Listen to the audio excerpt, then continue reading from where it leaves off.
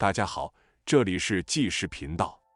今天我们来说一起2019年发生在四川一家火锅店的真实案件。一个成年男人直接把一个5、6岁小孩的头摁进了滚烫的火锅中，直接导致小孩呛死。等捞起小孩，他的头几乎被火锅烫熟了，表皮如同刚出锅的羊肉卷一般。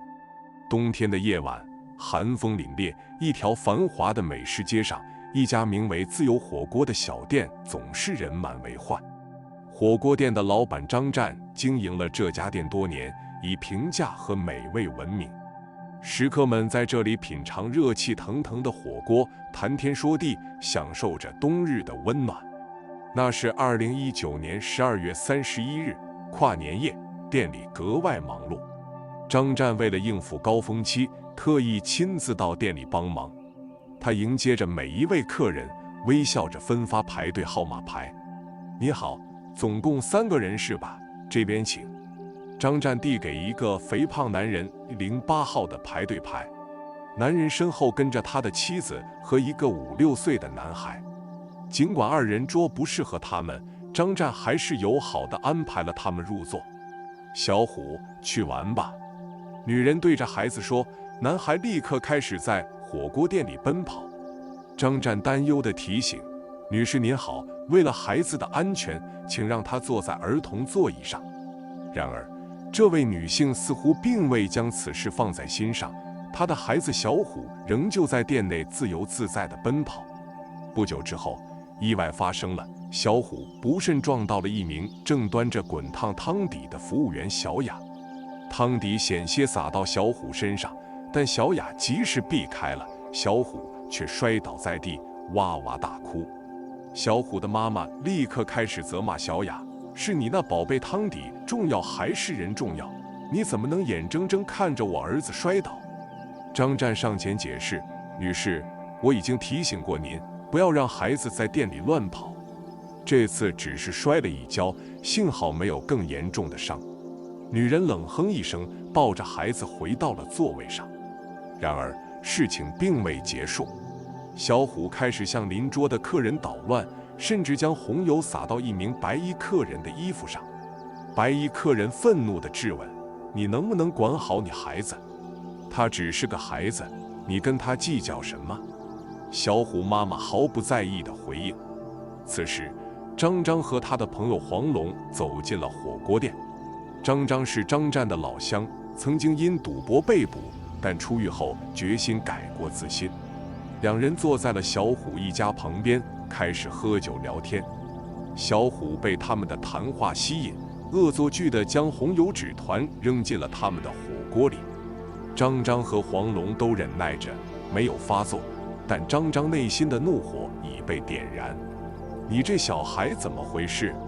张张皱着眉头，用筷子捞起纸团。小虎妈妈冷笑道，可能是你们太臭了，影响我儿子吃饭。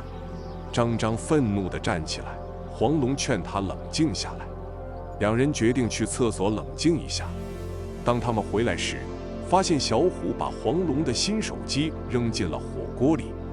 黄龙被愤怒彻底驱使，他猛然冲向小虎，用力地将小虎的头按入那锅正在沸腾的汤中。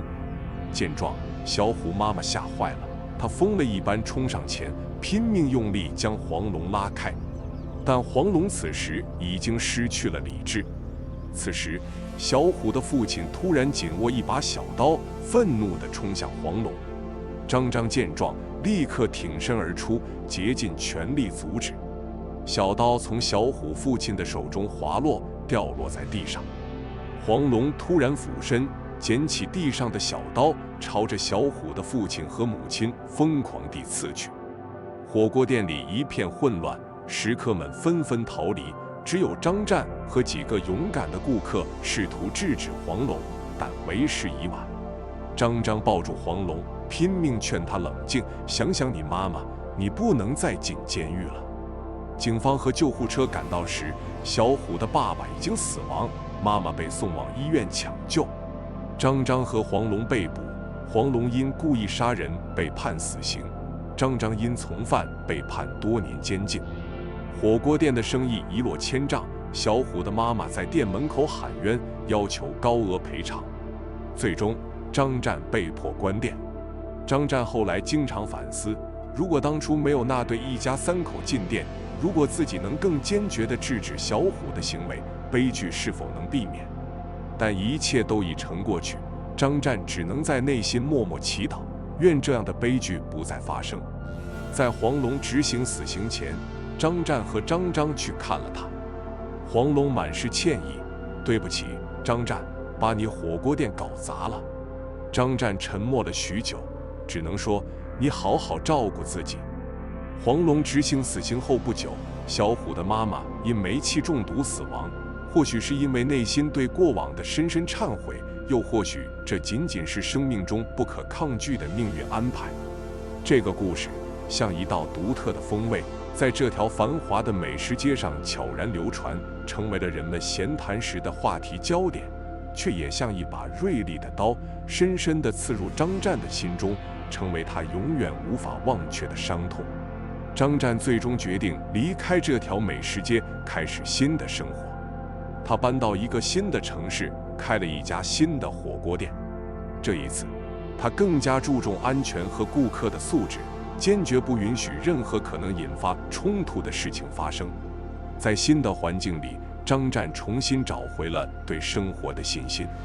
他相信，无论经历了多少磨难，只要坚持善良和努力，总会迎来新的希望。这个故事的深刻之处在于，它揭示了人性的纷繁复杂以及社会的多元性。它警示我们，即使是最微小的矛盾或冲突，也可能如蝴蝶效应般引发一连串无法预料的严重后果。希望每个人都能在日常生活中多一份理解和包容，少一些纷争和对立。